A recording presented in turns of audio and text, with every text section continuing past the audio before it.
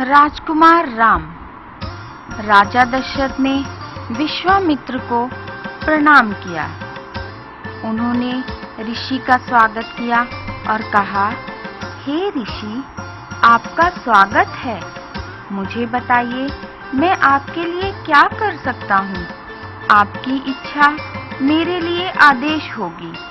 विश्वामित्र ये सुनकर बहुत खुश हुए। उन्होंने कहा, तुमने मेरी इच्छा जाने बिना ही उसे पूरी करने का वादा किया है। इससे मुझे बहुत खुशी हुई। मैं जानता हूँ कि तुम मेरी इच्छा पूरी करने के लिए जान न्यौछावर करने में भी संकोच नहीं करोगे। राजा दशरथ ने विश्वामित्र की ओर देखा कि वह किसी कारणवश यहाँ आए हैं। उन्होंने कहा, हम एक यज्ञ करने जा रहे हैं, लेकिन दो राक्षस मरीचा और सुबाहु पवित्र अग्नि में हड्डियां फेंक देते हैं और यज्ञ के नियमों के अनुसार मैं एक बार यज्ञ शुरू होने के दौरान अपनी शक्तियों का प्रयोग कर उन्हें नहीं नष्ट कर सकता। इसलिए मैं तुम्हारे पुत्र को उन्हें नष्ट करने के लिए ले जाने आया हूँ। याद रखना, तुमने मेरी इच्छा पूरी करने का वचन दिया है। राजा दशरथ उदास हो गए और वे निश्चय नहीं कर पा रहे थे कि राम को उनके साथ भेजें या नहीं। राजा दशरथ का चेहरा डर से पीला पड़ गया। उन्होंने विश्वामित्र से कहा, मेरा पुत्र राम बहुत छोटा है। अगर आपको ऐतराज ना हो तो मैं अपनी पूरी सेना के साथ आपके साथ चलने को तैयार हूँ। विश्वामित्र को गुस्सा आ गया। उन्होंने कहा, राजा, वचन देकर उसे ना निभाना रघुकुल को शोभा नहीं देता। तब ब्रह्मा ऋषि वशिष्ठ ने राजा को समझाते हुए कहा, राजा, चिंता मत करो। राम और लक्ष्मण को इकट्ठे भेज दो। वहां दोनों को कोई नुकसान नहीं पहुंचेगा।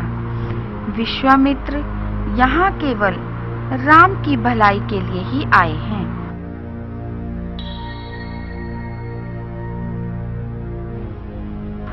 राजा दशरथ उन्हें भेजने को तैयार हो गए। राम और लक्ष्मण ने सबका आशीर्वाद लेकर विश्वामित्र के साथ अपनी यात्रा आरंभ की। यात्रा के दौरान वे ताकत और उत्साह से भरपूर थे और विश्वामित्र उन्हें लगातार मार्गदर्शक के रूप में उत्साहित करते जा रहे थे। उन्होंने उन्हें उस क्षेत्र के इतिहास के बारे में बताया जहां से वे गुजर रहे थे। सरायू और गंगा नदी पार करने के बाद वे ताड़का के जंगलों में पहुंचे। विश्वामित्र ने बताया, एक बार की बात है, ये बहुत ही विकसित और लोगों से भरी हुई जगह थी। लेकिन एक राक्षसी ताड़का और उसके बेटे मरीचा ने अपनी खतरनाक क्रियाओं से इसे एक मरुभूमि बना दिया है। अब ताड़का के डर से कोई भी इस जंगल में प्रवेश नहीं करता। लक्ष्मण ये सुनकर ताड़का से मिलने को उत्तेजित हो गए और वह उसे युद्ध में हराना चाहते थे। लेकिन राम ने कहा, एक औरत को मारना क्षत्रिय धर्म के विरुद्ध है। विश्वामित्र ने राम की दुविधा को पहचाना। उन्होंने कहा, मनुष्य जाति की भलाई के लिए किसी भी क्रूर, चाहे वो आदमी हो या औरत हो, को मारना क्षत्रियों का धर्म है। इसलिए इस राक्षसी को मारने में संकोच ना करो। ये सुनकर राम ने स्वयं को ताड़का को हराने के लिए तैयार किया। उन्होंने अपनी कमान से आवाज की और उस आवाज से सारे पशु पक्षी डरकर इधर उधर भागने लगे। राम के कमान की आवाज सुनकर ताड़का गुस्से से पागल हो गई। वह ध्वनि की दिशा में भागी तो उसने राम और लक्ष्मण को देखा। वह उन पर हमला करने के लिए आकाश में ऊपर की ओर उठी।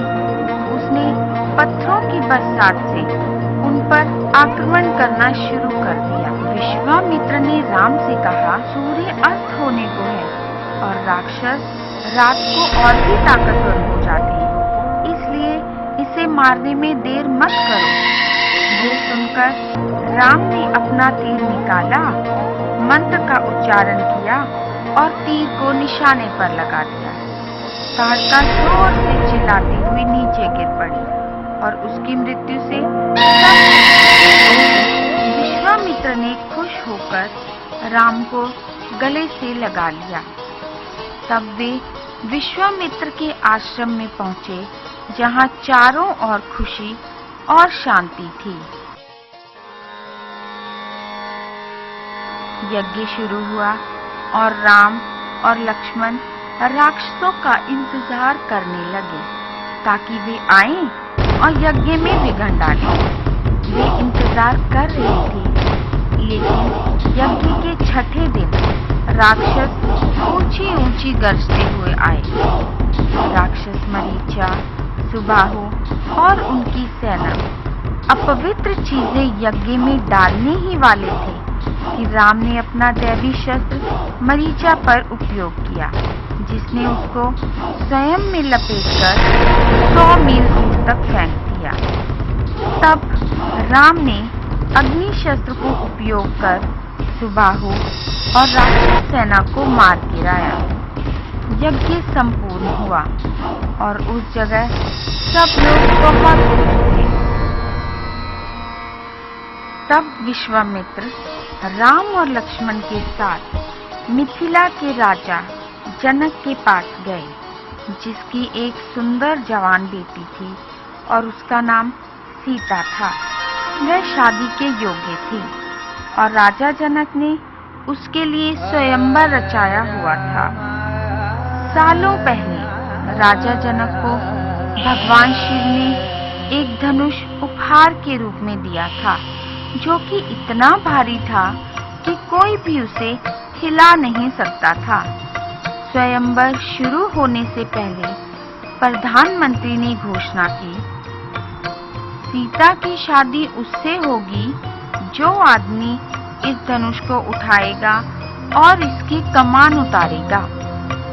बहुत से राजा और राजकुमार अपनी किस्मत आजमाने आए, लेकिन कोई भी सफल नहीं हुआ। राजा जनक ने सोचा, क्या मेरी सीता को कभी भी योग्य पति नहीं मिलेगा?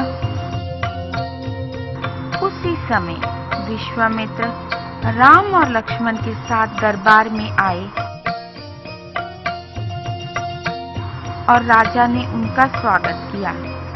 विश्वामित्र ने कहा, ये दोनों राजकुमार राम और लक्ष्मण अयोध्या के राजा दशरथ के पुत्र हैं। विश्वामित्र ने उन्हें राम और लक्ष्मण की राक्षसों का संहार करने की बहादुरी के बारे में भी बताया, जिससे राजा को कुछ उम्मीद बंधी। विश्वामित्र ने उससे कहा, राम और लक्ष्मण यहाँ भगवान शिव का धनुष देखने आए हैं। ये सुनकर राजा जनक ने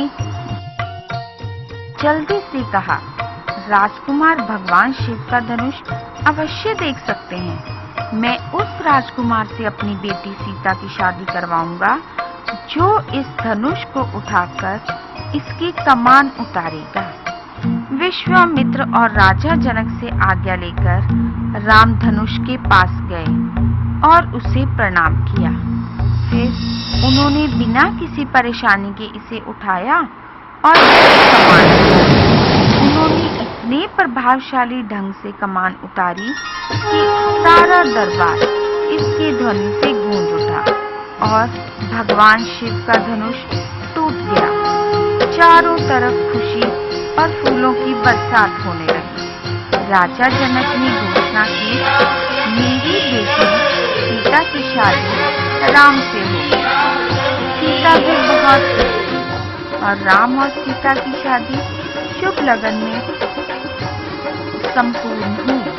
चारों तरफ खुशी ही खुशी, न केवल धरती अपितु स्वर्ग लोक भी खुशी से झूम